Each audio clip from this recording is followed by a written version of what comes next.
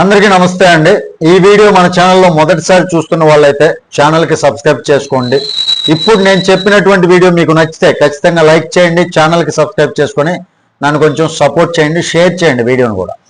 ఏపీలో ఇప్పుడు ఒక సంచలనమైనటువంటి పరిణామం చోటు చేసుకుంది. రిటైర్డ్ ఐపీఎస్ అధికారి ఏబి వెంకటేశ్వరరావు గారు చాలా మంది సీనియర్ పోలీస్ అధికారులకు భారీ లీగల్ నోటీసులు జారీ చేశారండి. ఇది సాధారణ విషయం అయితే కాదు. ఎందుకంటే ఒకప్పుడు రాష్ట్ర పోలీస్ వ్యవస్థలో టాప్ లెవెల్లో పనిచేసినటువంటి అధికారి ఇప్పుడు అదే వ్యవస్థలో ఉన్నటువంటి పలువురు పెద్దల మీద చట్టపరమైనటువంటి యుద్ధానికి సిద్ధమవుతున్నారు. ఏబి వెంకటేశ్వరరావు గారిని జగన్ ప్రభుత్వం సస్పెండ్ చేయటం, ఆయన మీద కేసులు పెట్టడం, దాదాపు 4 ఏళ్ల పాటు జీతం కూడా ఇవ్వకుండా ఉంచడం, చివరిలో కోర్టుకు వెళ్ళి ఆర్డర్ తెచ్చుకుంటే రిటైర్మెంట్ చివరి రోజునే పోస్టింగ్ ఇవ్వడం, ఇవన్నీ అందరికీ తెలిసినటువంటి విషయాలు. ఆ తర్వాత నుంచి వెంకటేశ్వరరావు గారు పూర్తిగా ఇండిపెండెంట్గా వ్యవహరిస్తున్నారు. ఏపీకి సంబంధించినటువంటి అనేక అంశాలపై, రాజకీయ అంశాలపై కూడా ఆయన ఓపెన్గా మాట్లాడుతున్నారు. అందరూ ఊహించినట్లుగా ఆయన చంద్రబాబు ప్రభుత్వంలో చేరలేదు. చేరకపోవడమే కాదు, ఇప్పుడు ప్రభుత్వం పైన విమర్శలు కూడా చేస్తున్నారు. అంటే ఆయన ఎవరి పక్షానో కాకుండా తనదైనటువంటి స్టైల్లో నడుస్తున్నారనేటటువంటి విషయాన్ని మీ అందరికీ చెప్పాలి కరెక్ట్గా. ఇప్పుడు అసలు బాంబే ఏంటంటే ఇక్కడ గతంలో ఏపీ ప్రభుత్వంలో సీనియర్ పొజిషన్లో పనిచేసినటువంటి పలువురు పోలీస్ అధికారులపై కేసు వేస్తానని లీగల్ నోటీసులు పంపించారు. మీరు నాకు కలిగించినటువంటి నష్టానికి ₹1 రూపాయి నష్టపరిహారం, ₹1 నష్టపరిహారం 15 రోజుల్లో చెల్లించాలి, లేదంటే కోర్టులో కేసు వేస్తాను అని స్పష్టంగా హెచ్చరించారు. ఎవరెవరికంటే గవర్నమెంట్ ఆఫ్ ఆంధ్రప్రదేశ్తో పాటు మాజీ డీజీపీ గౌతమ్ సవాంగ్, మాజీ డీజీపీ ఆర్పి ఠాకూర్, ప్రస్తుతం డీజీ సిఐడిగా ఉన్నటువంటి రవిశంకర్ అయ్యన్నార్, సస్పెన్షన్లో ఉన్నటువంటి PV Sunil Kumar, retired additional SP Vijaypal, DGP office administrative officer Govindarajan, PSR Anjaneyulu గారు, ఎస్పీబి అదనపు ఎస్పీ సాయికృష్ణ, అలాగే కొల్లి రఘురామరెడ్డి, ఇంకా జగన్ ప్రభుత్వంలో సిపిఆర్ఓగా పనిచేసినటువంటి పూడి శ్రీహరి వరకు పేర్లు ఉన్నాయనేది ప్రచారం. ఇక్కడే పెద్ద ట్విస్ట్ ఉందండి. గతంలో వైసీపీ వర్గాల్లోనూ అంటే సాక్షిలోనూ కూడా వార్తలు వచ్చాయి. చంద్రబాబు ప్రభుత్వం ఏర్పడిన తర్వాత 2 మాజీ పోలీస్ అధికారులు అనధికారికంగా ప్రభుత్వానికి సలహాలు ఇస్తున్నారని. వాళ్ళల్లో ఒకరు ఆర్పి ఠాకూర్, మరొకరు ఏబి వెంకటేశ్వరరావు. కానీ ఇప్పుడు అదే ఠాకూర్ గారి మీద కూడా ఏబి వెంకటేశ్వరరావు గారు లీగల్గా వెళ్తున్నారు. అంటే సంబంధాలు, సమీకరణాలు ఎంత మారిపోయాయో అర్థమవుతుంది కదా.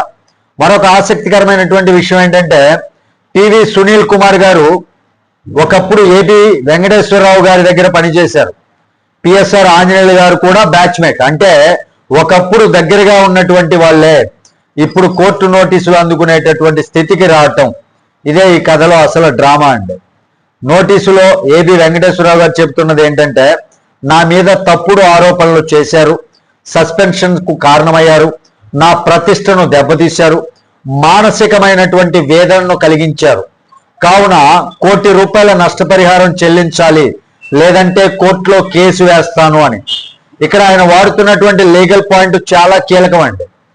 మెలీషియస్ ప్రాసిక్యూషన్ అంటే ఉద్దేశపూర్వకంగా తప్పుడు కేసులతో ఇరికించడం.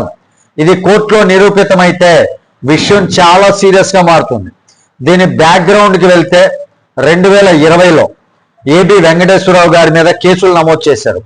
ఆరోపణ ఏంటంటే ఇంటెలిజెన్స్ చీఫ్గా ఉన్నప్పుడు సెక్యూరిటీ ఎక్విప్మెంట్ కొనుగోలు విషయంలో అక్రమాలు జరిగాయని, ఆయన కుమారుడికి సంబంధాలున్న కంపెనీకి లాభాలు చేకూరాలని ప్రయత్నించారని.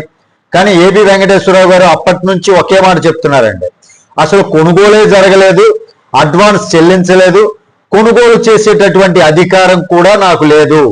ఇదే వాదనతో ట్రిబ్యునల్లోనూ హైకోర్టులోనూ పోరాడారు. చివరికి ఏమైంది?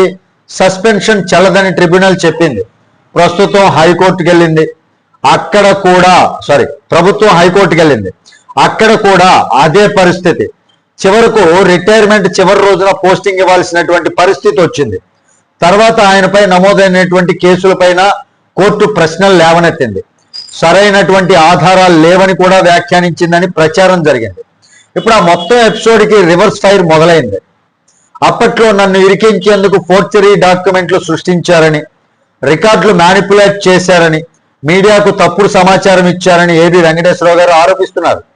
పూడి శ్రీహరి పేరు ఎందుకు వచ్చిందంటే అప్పట్లో మీడియాకు సమాచారం ఇచ్చి తన ప్రతిష్ట దెబ్బతీసేలా కథనాలు సృష్టించింది పూడి శ్రీహరి గారే అంటున్నారు.